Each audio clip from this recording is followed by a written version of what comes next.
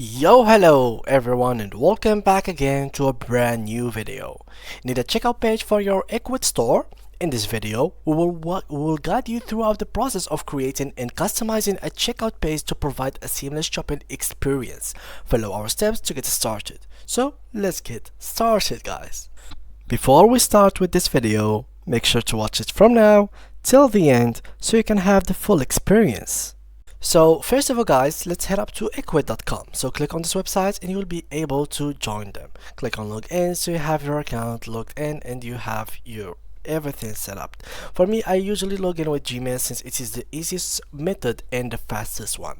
In case you didn't own an account, I highly encourage you to create one using Gmail since you can get started within few clicks.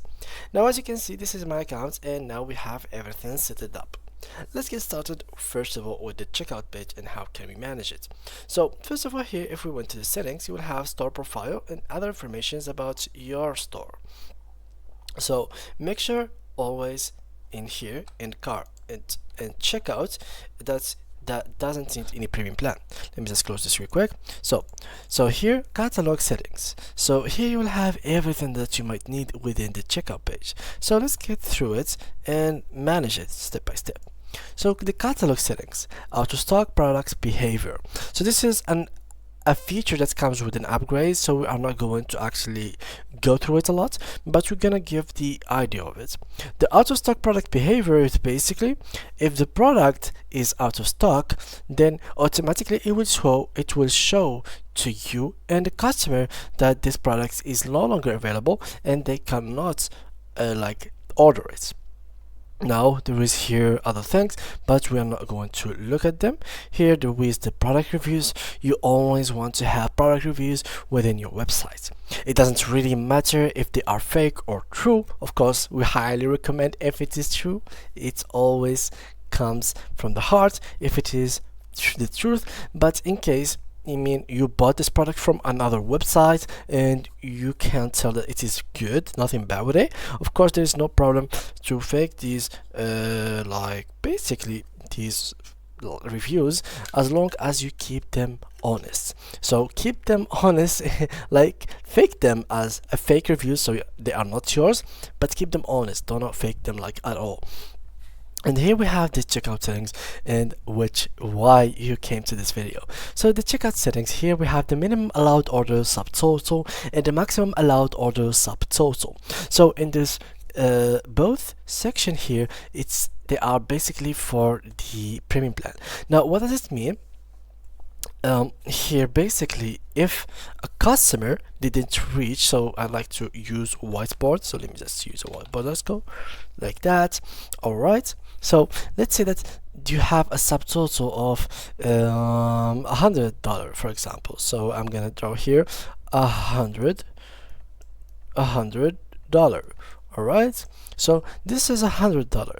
If a customer in the subtotal, so let's go here for example, and let's say this is like the minimum that someone can buy from you. So here this is like buy, and this is like the minimum that someone can buy from you. If the customer, like here, if the subtotal is lower, basically is lower than 100, then basically they cannot buy. The buy button is not gonna be working for them. So this is exactly what it means with minimum and maximum. Maximum is basically, for example, 100. You cannot surpass 100 when it comes to buying from you or something like that. Here also default payment status for orders with zero total, where it's gonna say waiting for payment. So status for orders with zero total, we can say it's paid. Since it's zero total, for example, let's say like for Epic Games as an example. If you are familiar with PC, etc., you will know Epic Games. Epic Games is basically, let me just show you here, is a platform that's basically a platform for games. You can install games, buy games, and get games from it. So let's go here to Epic Games. Let me go for one of those games, for example. Here this game is basically for free, and let's check what are they telling us when we try to get it. So here this is an add-on, so we can't really get it. Let me just get this one. So there we go. So this is a game that we can get right now for free. It was $3, but now we can get it for free. Let's click on get. And as you can see here, when we come to the subtotal, it is 0. So here, as you can see, they are not telling us, for example, we need to pay or waiting for payment. It's basically an order that we can buy without putting any payments, without doing anything. It's bought directly. So in order such like that, what would you like to have as message in your website? For me, I would like to have paid rather than anything else in the website. Here require phone number at checkout. We always want to checkout to have a phone number, since phone number is always required to actually make confirmation calls. Confirmation calls are the calls where you get an order and you want to confirm the information that you got from this order with the client. So you call them, you read the information that you had, and verify them with them.